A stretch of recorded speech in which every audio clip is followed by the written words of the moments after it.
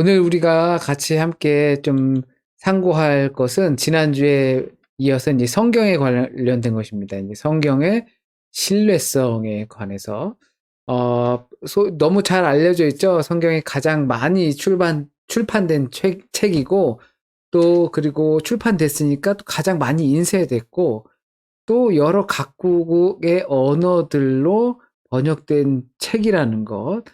한편으론 가장 인기 있는 책이면서도 한편으론 가장 박해도, 그러니까 반대편에서 비판도 많이 받는 책이 성경입니다. 그리스도인으로서 성경을 우리의 가치관의 중심으로 두고서 읽고 또 묵상하고 그 성경을 통해서 생명의 책, 생명을 얻는데 그만큼 그렇다면 우리는 얼마나 성경을 믿고 의지할 수 있는가라는 부분입니다. 자, 원저자. 원저자는 우리 이제 보수적으로 볼 때 이제 하나님이라고 볼 수가 있죠. 그리고 그것을 기록한 것을 다만 그 각 권의 기록자들이 따로 있는 것이죠. 물론 그 사람을 우리는 저자라고 할 수 있지만 그 저자에게 준 하나님의 계시, 하나님께서 계시를 그 저자에게 주시고 그래서 하나님 자신을 드러내셔서 그것을 기록하게 하신 것, 그러니까 영감이라고 하죠. 영감을 준 것. 그것이 곧 성경의 원저자 하나님이다라고 우리는 믿고 있습니다. 그래서 이 하나님의 영감으로 쓰여졌다. 인스피레이션이라고 하는 그것을 통해서 우리는 성경을 받아들이고 있는데요. 그렇다는 말은 성경을 어떤 한 사람이 창의적으로 뛰어난 지성이나 어떤 그런 것을 가지고 창의적으로 쓴 작품이 아니라는 것을 뜻합니다. 또 무엇을 뜻하냐면 그 사람인 기록자가 성령님의 감동으로 기록하는 나를 통하여서 하나님과 매우 친밀한 관계 속에 있는 나를 통하여서 영감을 주시고 말을 전하라, 기록하라 하신 것들을 내 경험을 버무려서 쓰게끔 하셨다라는 겁니다. 우리는 쓸 때 갑자기 빙의가 돼가지고 뭐 나는 아무것도 몰라 하면서 술술술술술 이렇게 쓴 것이 아니라 하나님과의 매우 친밀한 관계 속에 있는 한 사람으로서 하나님의 주신 영감을 그것을 기록하고 전달하는 역할, 그것이 그들의 각자의 삶의 자리였다라는 것이죠. 그리고 인간의 언어로 풀어 쓴 하나님의 말씀인 것입니다. 초점은 하나님의 말씀이라는 것이죠. 우리가 성경 예배 시간에도 이것은 우리에게 주신 하나님의 말씀입니다라고 이렇게 했을 때 그것을 과연 우리가 하나님의 말씀으로 받아들이고 믿는지 정말 생각해 봐야 할 문제입니다. 그렇다면 계시와 이 하나님의 영감의 의미, 그것이 갖는 의미가 무엇인가 했을 때 하나님은 인격체로서 우리에게 다가오신다라는 겁니다. 하나님이 우리랑 전혀 상관없는 그런 것이 아니라 여타 다른 종교에서처럼 우주적이거나 존재적인 그런 신성만 있는 것이 아니라 인격적으로 우리와 관계를 맺는다라는 데 있습니다. 그래서 하나님의 말씀이라는 것은 항상 우리와 관계를 맺게 됩니다. 나와 그리고 우리 공동체와 우리가 살아가는 사회 속에서 관계를 맺어가면서 하나님의 말씀이 형성이 됩니다. 만약에 나와 상관이 없다면, 어떤 한 특정 부분의 말씀이 나와 상관이 없다면 그것을 과연 하나님의 말씀이라고 할 수 있겠는가? 나랑 전혀 상관이 없는데 어떻게 그게 하나님의 말씀이 될 수 있겠습니까? 보통 인간이 없으면 하나님도 없었다라고 이야기를 합니다. 그것은 하나님과 인간이 그만큼 친밀한 관계 속에 있는 것이 바로 그리스도교의 핵심이라는 것입니다. 성경의 기록 연대는 신구약으로 이렇게 나눠 볼 수가 있는데요. 신구약 가운데서도 구약은 기원전 1400년 전쯤에 기록됐을 것으로 추정하는 사람들도 있습니다. 그리고 가장 늦게 말라기 같은 경우는 기원전 430년 경쯤에 기록된 책으로 우리는 알고 있습니다. 그렇다면 이 성경의 역사적으로 이건 좀 보수적으로, 전통적으로 또는 비판적으로 이렇게 봤을 때 이렇게 1400년 전까지도 내려가는 거죠. 지금부터 따지면 3400년 전에 기록을 했을 것이다라고 보여지고, 또 조금 비판적으로 보는 입장에선 이 에스라에 의해서 또는 포로기 시절에 이때 이것이 580년 또는 그 이후에 기록됐을 것으로 보통 비판적인 입장에선 생각합니다. 아무리 못해도, 그러니까 기원전 6세기경에 이 성경이 기록된 것으로, 성경의 역사가 있었던 것이 아니라 있었던 그 구전의 전승을 기록한 것으로 보여진다는 거죠. 그리고 이제 신약 성경은 예수께서 돌아가시고, 그러니까 30년 후에, 기원 후 30년 후에, 그때부터 바울이 다메섹 사건 이후로 갈라디아서 또는 데살로니가 전서, 이것이 먼저 쓰여질 것인데 대개 그것이 50년 전, 50년 경으로 알려져 있습니다. 그러니까 예수님 돌아가신 후에 불과 한 2, 30년 안에 성경이 기록이 쓰여지기 시작했다. 마지막으로 90년대. 이것도 비판적으로 보는 입장에서는 그나마 요한복음을 이 90년대 가장 늦게 쓰여진 성경으로 보고 있다는 거죠. 그리고 이 성경의 원본, 그리고 성경의 그 원본의 보존성, 그 보존성에 따라서 성경을 우리가 신뢰할 수 있겠는가라는 겁니다. 성경의 원본은 없습니다. 너무나 우리가 잘 알고 있을 것 같은데요. 성경은 원본이 없습니다. 그러나 하나님의 말씀이 푸른 마르고 꽃은 시드나 우리 하나님의 말씀은 영원히 서리라라고 이사야를 통해서 하나님께서 친밀한 관계 속에 있는 이사야에게 영감을 주시어서 이 하나님의 말씀의 생명력이 얼마나 뛰어난지를 말씀하고 계신 겁니다. 누가복음에선 하늘과 땅은 없어져도 내 말은 결코 없어지지 아니하리라라고 주님께서 친히 이와 같은 말씀, 하나님의 말씀의 영원성을 이야기하고 계십니다. 똑같이 반복이 되는데요. 성경에 원본이 없다면, 그렇다면 성경에 원본이 존재했다면 어떠한 일들이 벌어졌을까요? 가끔 성경에 원본이 있었으면 증거가 있었을 텐데 이렇게 생각할 수도 있잖아요. 그래서 성경에 원본이 만약에 있었다면 아마 그것이 우상화되지 않았을까. 어떤 박물관이나 보관하면서 그곳에 가서 절을 하고 그런 일들이 나타나지 않았을까라는 것도 조심스럽게 생각해 봅니다. 또 원본 그 하나, 원래 있었던 그 하나가 만약에 있었다면 그것이 누군가의 손에 들어가느냐에 따라서 조작될 수도 있고 변개될 수도 있었을 것이다라는 것이 충분히 우리는 상상해 볼 필요가 있습니다. 성경의 원본이 존재하지 않는 것이 오히려 믿음과 신앙 안에 있어서 더욱더 큰 도움이 될 수 있다라는 것도 우리는 생각해 볼 필요가 있습니다. 이제 요것만으로 끝나는 것이 아니라 필사본이 그래서 성경 안에 존재하죠. 원본은 언젠가는 있었을 겁니다. 그런데 그 원본이 있었을 시기부터 필사, 손으로 써서 카피본을 이제 만들었던 것이죠. 그래서 이제 우리의 성경은, 우리가 가지고 있는 모든 성경은 다 필사본입니다. 그런데 이 필사본이 상상 이상으로 많다는 것입니다. 약 5,600여 종의 필사본이 현재까지 발견된 것으로 나타나고 있습니다. 그리고 이 필사본, 제가 베낀 거, 또 우리 장로님 베낀 거, 보아 청년이 베낀 거, 전도사님이 베낀 거, 뭐 이렇게 쓴 필사 성경의 서로 간에 차이점이 별로 없다라는 것입니다. 철자가 틀렸다거나 아니면 단어가 축약이 되었다거나 줄임말을 썼다거나, 예를 들면 예수 그리스도께서라고 하는 그것을 예그께서 뭐 이런 식으로 우리가 요즘 말을 이제 줄여서 하는 말처럼 그때 당시에도 공동체끼리였었기 때문에 이미 익숙한 것들은 그렇게 줄여서도 사용했다라는 것이죠. 그래서 이제 그런 차이점은 있을지 모르지만 성경의 핵심적인 주제는 전혀 훼손되지 않는 정도의 필사본의 차이점만 있을 뿐 큰 차이가 없다라는 것입니다.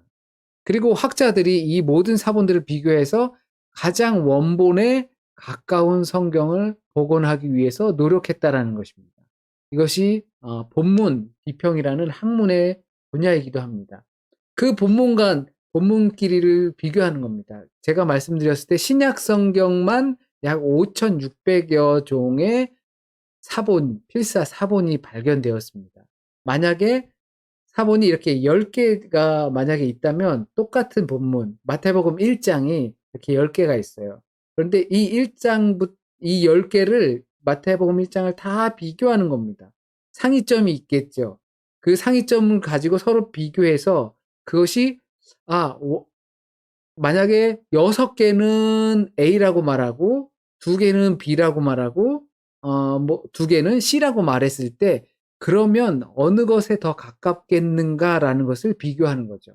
이것만이 아니라 본문들을 각자 비교하면서 더 공통점이 많은 것 쪽으로 이야기를 사본을 정리한다는 것입니다. 그래서 마태복음 18장 11절 없음이라고 나옵니다. 그런데 그 성경에서 때로는 어떤 사본에는 인자가 온 것은 잃어버린 자를 구원하려는 것이라 라고 이렇게 기록하고 있다라고 말을 하고 있습니다. 이것이 성경이 변개되지 않았다라는 것은 그러니까 누군가가 의도적으로 바꾸지 않았다라는 것을 이야기합니다. 본문을 이렇게 비평하고 비교하고 하면서 다른 본문에는 마태복음 18장 11절 말씀이 있어요. 이 내용이 있어요. 그런데 지금 너무나 대다수의 많은 성경에서는 없단 말이죠. 그런데 어느 성경 사본에서는 있단 말이에요. 그런데 그것을 무조건 있으니까 채워 넣자가 아니라 이것을 비워둔 채로 학문적으로 봤을 때 이것을 채워 넣기에는 뭔가 불완전함이 있다라고 생각했기 때문에 넣지 않고 이렇게 각주나 미주를 통해서 이렇게 내용을 더 풍성하게 한다는 것입니다. 이것을 만약에 의도가 있었다면 채워 넣겠죠. 채워 넣고 하나로 만들었을 것입니다. 그러나 그렇지 않았다라는 것은 그만큼 성경에 대한 변개되지 않음, 신뢰할 만한 것이다라는 것을 알 수가 있는 것입니다. 그리고 저명한 비평학자인 바트 얼만이라는 사람, 그 사람 역시도 이 필사본이 신뢰할 만한 정도의 수준에 충분히 신뢰할 만한 원본에 가장 가까울 만한 그러한 책이다라고 이야기를 합니다. 자, 그런데 이제 성경이라는 게 워낙 오래된 성경이잖아요. 기본적으로 가장 늦게 쓰여진 요한복음이라고 해도 벌써 지금이랑 따지면 거의 2000년 전 정도의 이야기란 말이죠. 그러려면 그것이 그 시대의 것이 맞는지 그것을 검증할 필요가 있죠. 그러기 위해서 방법이 사본들을 서로 비교했을 때 가장 오래된 사본에 대해서 신빙성을 주고 있습니다. 신뢰성을 받는 거죠. 얼마나 오래됐느냐. 그리고 더불어서 그 동일한 사본의 수가 얼마나 많으냐라는 것이. 예를 들면 요한복음에 대한 사본이 얼마나 많은가라는 겁니다. 요한복음이 딸랑 하나만 있는 것이 아니라 그 요한복음에 대해서 인천에서도 있고 부산에도 있고 막 이렇게 여러 곳에 있는 것입니다. 근데 그 개체수가 얼마나 되느냐. 그리고 사본과 원본 간의 간격. 네, 이것은 또 후에 말씀드리겠습니다. 그리고 사본 간의 차이. 이 요한복음, 김 씨가 베낀 요한복음, 윤 씨가 베낀 요한복음, 이 둘 사이에 차이가 얼마나 있는가도 굉장히 중요하다는 것이죠. 차이가 너무 많으면 인정하기 어렵다라는 것입니다. 그리고 단순히 오래되고 사본 수가 많기만 하면 되는 것이 아니라 예를 들어서 이 내용은 내용적으로 그 시대의 내용이 될 수 없는 부분들이 있습니다. 예를 들면 지금 우리가 어떤 문서를 발견했어요. 종이가 어떤 기계로 재니까 한 2000년 전의 종이에요. 근데 그 안에 내용이 이렇게 요즘 사람들은 스마트폰을 사용하면서 성경을 읽는다. 라는 이와 같은 내용이 있다고 생각해 보세요. 그러면은 내용상 너무 맞지 않으면 아무리 오래된 사본도 그것을 신뢰할 수 없다라는 것이죠. 그래서 이 고서를 더 검증하기 위해선 먼저 발생한 사건과 그리고 지금 사본, 우리가 갖고 있는 사본 간의 연대가 얼마나 짧은가가 굉장히 중요하다는 것입니다. 예를 들어서 신약 성경의 사건, 그 사건 예수 그리스도의 사건이고 또한 바울이 편지를 썼고 바울이 만났던 사도행전적인 사건이 될 겁니다. 근데 그 사건과 사건 후의 기록이 고작 60년에서 100년도 되지 않는 사이에 이루어진 간격을 갖고 있다는 것입니다. 그러니까 사건이 기록되기까지 100년이 채 되지 않은 상태의 내용이 바로 성경이라는 것입니다.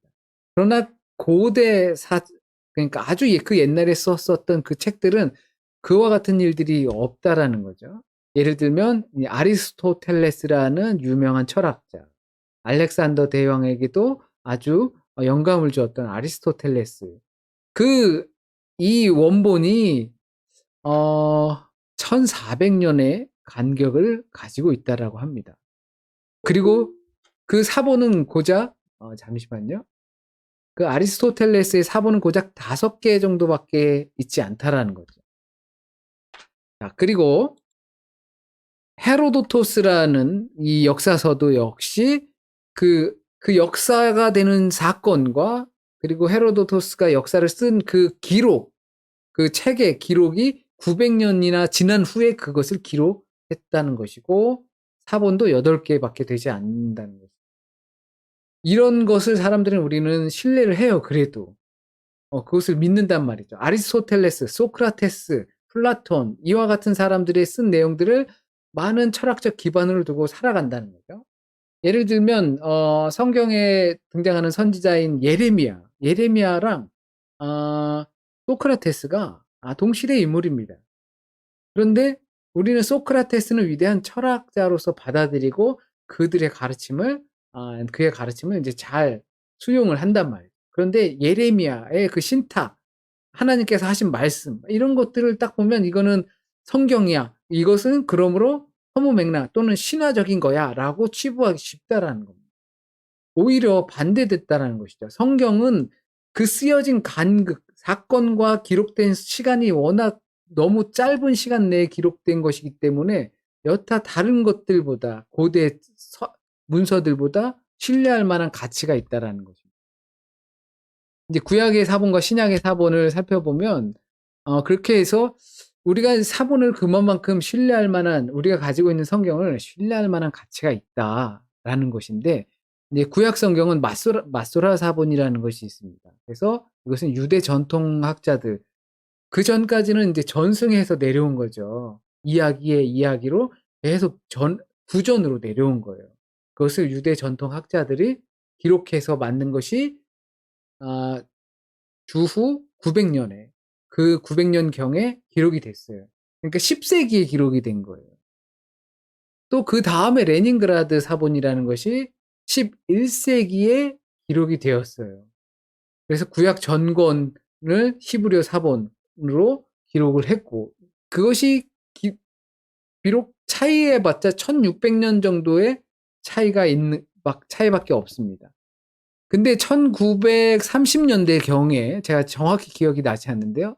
사해사본이라는 것이 발굴이 됩니다. 이제 사해 북부 쪽에 있는 한 동네에서 발견이 된 건데요. 그곳에서는 발굴된 그 과정은 한 양치는 목동이 잃어버린 양을 찾기 위해서 헤매다가 어떤 동굴이 보여서 동굴을 들어가긴 좀 그렇고 그래서 돌을 이렇게 던져서 혹시 양이 있는지 이렇게 던져봤는데 뭔가 째그랑 깨지는 소리가 들렸다라는 거죠. 그래서 뭔지 하고 이렇게 들어가 봤더니 거기에서 그 사해사본이라는 두루마리들이 여러 개 항아리 속에 담겨져 있던 것을 발견하게 된 것입니다.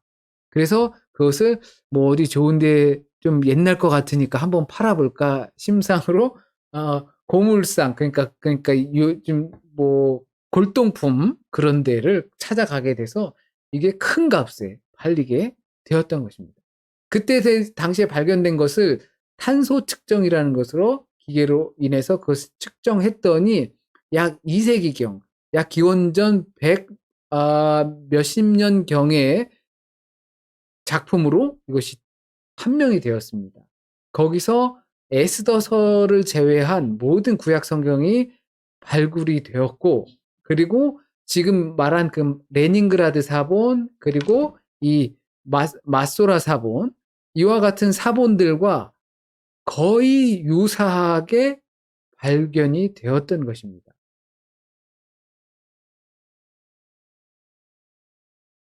정말 이 놀라운 발굴을 통해서 사람들이 처음에는 사회사본이 발굴이 되었을 때는 야, 이게 만약에 발굴됐는데 이것을 해석하고 바라볼 때 지금 우리가 갖고 있는 최근에 그 레닌그라드 사본 1008년경에 기록된 이 사본이랑 많이 다르면 어떡하냐라는 걱정도 있었다고 합니다. 그런데 딱 그것을 오픈하고 보니까 너무나 유사해서 이 하나님의 말씀의 구전의 능력이, 그리고 그것을 지키는 그 말씀의 능력이 얼마나 대단했었는지를 많은 학자들이 그것을 인정할 수밖에 없고, 그리고 말씀드렸던 것처럼 그 사본의 정확성과 그리고 기간의 굉장히 짧음, 다수, 이것을 통해서 이 성경에 대한 신뢰성을 더 갖게 되었다라는 것입니다. 그렇다면 왜 특별히 신약 성경 사본은 구약 성경 사본보다 더 많은가? 약 5,600여 정도가 사본이 발굴이 됐는데요. 그 이유는 헬라어로 쓰여졌고요. 특히나 헬라어 중에서도 코이네라는 평민들이 사용하는 그리스어를 사용해서 기록했기 때문에 더욱더 많은 사람들이 쉽게 읽을 수 있었고, 그리고 그것을 쉽게 필사할 수 있게 되었던 겁니다. 자, 그렇다면 이제 성경 해석을 우리가 하는 입장이잖아요. 우리도 성경을 묵상하고 나름대로 해석하고 적용을 하잖아요. 그런 부분에 있어서 이 양이 방대하고 그리고 낯선 언어들, 우리에겐 너무나 낯설죠. 히브리어, 헬라어, 그리고 뭐 단순히 히브리어뿐만 아니라 이 아가메이시라고 하는 아람어 또는 라틴어, 그리고 이것들이 다 고대 언어들입니다. 그렇기 때문에 헬라어, 현대 히브리어 있지만 그것과는 완전히 비교할 수 없을 정도로 큰 차이를 보이곤 하죠. 그렇기 때문에 그 언어, 낯선 언어, 또 당시 시대적 배경, 2000년 전 또는 3, 4천 년 전의 시대적 배경들, 그들이 생각했던 사고 방식들, 그들이 중요하게 생각했던 것들, 문화들, 이런 것들이 너무 상이하기 때문에 지금 우리와는 그것을 이해하기 위해선 전문적인 도움이 필요하다라는 것이죠. 그리고 이 성경의 기록 연대와 지금 현대의 차이가 아주 큽니다. 그렇기 때문에 분명한 차이를 보이는 이 현장감이 있다는 것이죠. 성경에 기록된 것은 사람들이 적어도 오병이어만 하더라도 그들은 그곳에서 무언가를 보고 경험한 것이 분명히 있었다라는 것이죠. 그러나 지금의 우리로서는 그와 같은 일들은 다시는 일어나지 않고, 그리고 그것을 받아들이기도 쉽지 않은 상황이라는 거죠. 이것이 현장감이 갖고 있는 그런 차이입니다. 성경을 또 자세히 읽고 배경을 이해하면, 이와 같은 과정을 통해서 이해하면, 그러면 분명히 성경에 대한 오해도 사라질 것입니다. 여자에 대한 편협한 사고를 가지고 있는 성경이라든지, 아니면 노예제도라든지, 아니면 살인과 같은 것들, 이런 종류의 것들, 지금 현재로서 우리가 받아들이지 못하지만 성경에서 버젓이 등장하고 있는 것들, 그것들을 우리는 충분히 그 오해로부터 이해로 나갈 수 있게 된다는 것입니다. 성경을 자세히 읽고 배경을 이해하고 난다면요. 그래서 성경에 대한 신뢰를 바탕으로 현재 우리의 역할을 말할 수 있는 것입니다. 그리스도인들이 성경을 읽고 그 성경을 자세히 알고 잘 알고, 그리고 지금 현재의 삶에서 우리가 그 말씀을 하나님의 말씀으로 믿고 살아갈 때 역할을 이제 우리가 어떤 역할을 해야 되는지 그것을 말할 수 있게 된다라는 것입니다. 성경은 물론 본문이 있습니다. 그래서 그 본문의 본래 의미가 무엇인지를 우리가 관심 갖게 봐야 합니다. 그런데 우리는 간혹 이게 성경에 기록되어 있다. 성경의 의미이다.